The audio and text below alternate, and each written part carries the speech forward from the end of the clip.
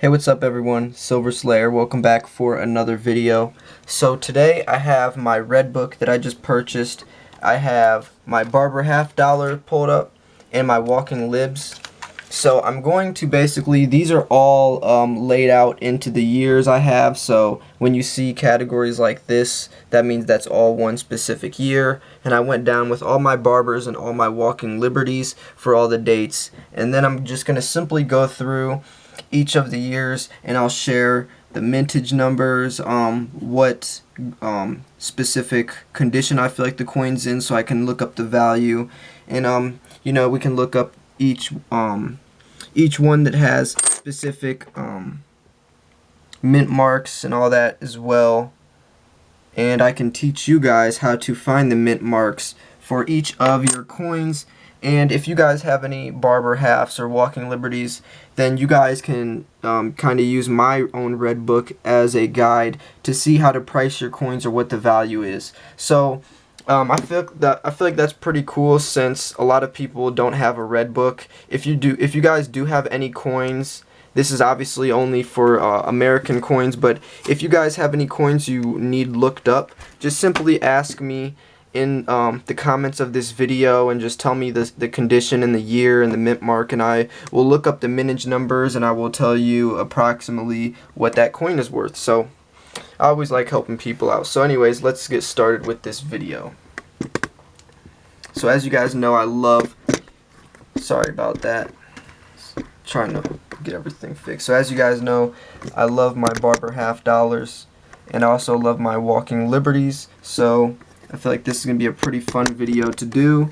I don't expect any of these coins to be worth much, since most of them are in, just coal condition, the standard. A lot, especially the Barbers, are slick. So anyways, we went from oldest date to newest. So first up, we have the 1898, and as you can see on this red book, the mint marks for those, for all Barbers, are right under that. So 1898, looks like there is no mint mark, because the mint mark would be right under that tail. So no mint mark. So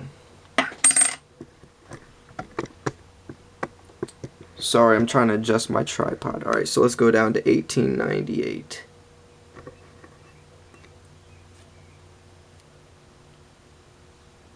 There was a mintage of 2,956,000, and that looks like it's either in G4 to very good condition, which is around $18 to $20. Now the only reason I say that is because, as you can see on this one, the date is still very clear, but some of the reef is still worn off as well. So it looks like it'd probably be in one of those two conditions.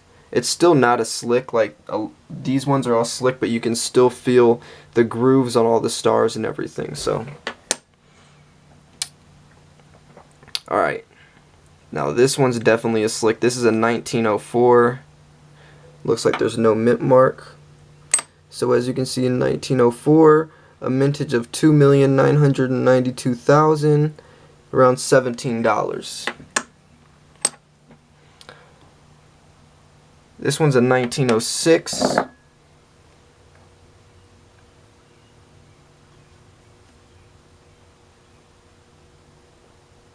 Mintage of 2,638,000, around $16.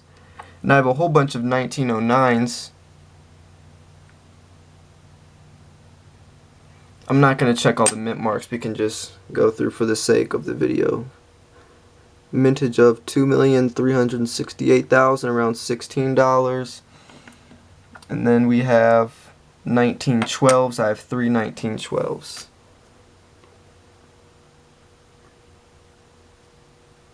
So 1,550,000, around $16. So now we'll go on to the walking liberties. We have a 1934. Let me flip the page. So in 1934, and by the way, on the walking liberties, the mint marks are right under the "In God We Trust." So when you're looking at these walking liberties, the mint mark would be about right there. So this actually is a mint mark That is a 1934 S. As you can see right there, it says S. So we'll go down to 1934. 1934 S, a mintage of 3,652,000, and it's around $9 to $10 on this condition. So the Barbers are a little more expensive than the Walking Liberties when it's going by price.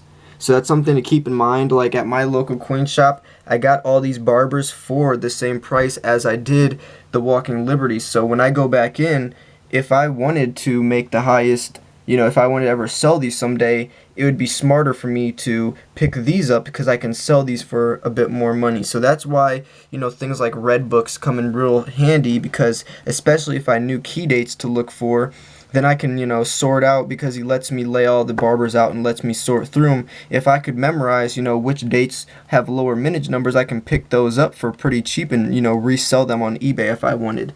So anyways, we have 1939. It's a 1939D, as you can tell down there. 1939D.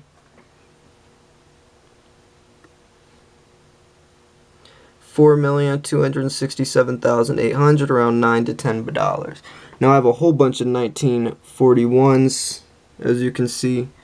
So we'll go down to 1941.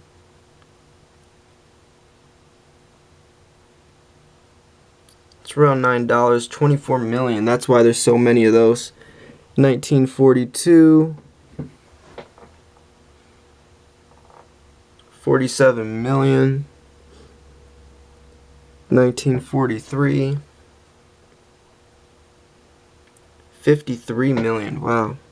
1944, and this one's in really good condition. It might be clean, but I don't know because it's not worn down at all. And I got this from that one lady that I used to buy junk silver off of, and she really appreciated that I used to share her eBay link so much on my channel, and she included this in one of the purchases. So it does not look like it's been, this looks like it's just an uncirculated Walking Liberty. It doesn't really look clean, where you can see like the splotches, like and you would see it more worn down, where this is still very finely detailed, as you can see. So I don't know.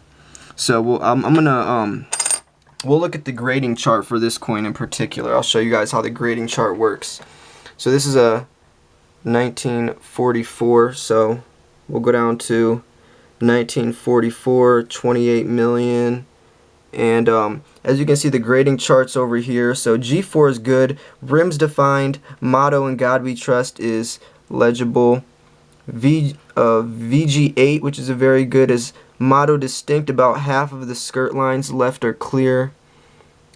So you can see we see a lot more than that, so we know it's above that.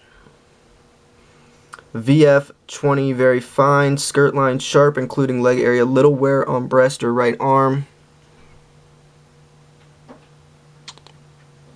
The right arm, we can see that's still pretty clear. EF40, extremely fine, nearly all grown lines visible. All lines are visible, as you can see, so I don't know. AU50, about uncirculated, slight trace wear on Liberty's head, knee and breast on the Eagles and Claw's head. So yeah, it's in between one of those.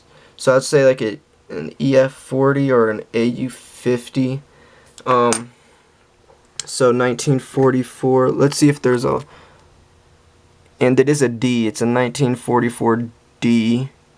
So we'll for the benefit of the video, we'll just say it's an EF40, which is extremely fine. I'm not going to say it's an AU, just for the sake of the video. So 1944 D, 9 million minted, and we'll go to EF40. So EF40 for 1944 D. This is really hard to do. I'm trying to film this. So it's around $18, as you can see. So And then we have a 1946.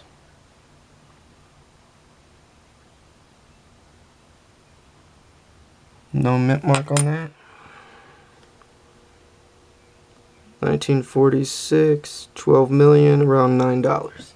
Alright guys, so these were all of my Barber halves and Walking Liberties, mintage numbers, and around the prices. So this is just one example of why the Red Book is so handy, and it goes over numismatic coins as well.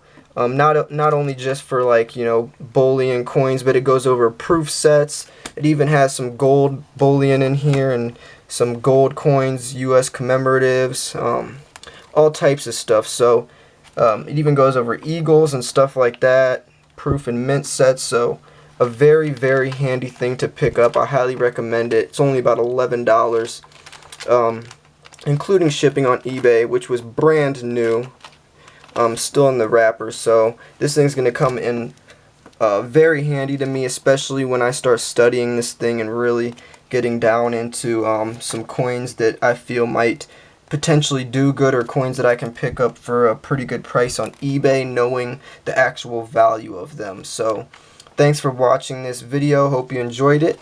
If you did, make sure to like and subscribe, and I'll see you for the next video. Peace.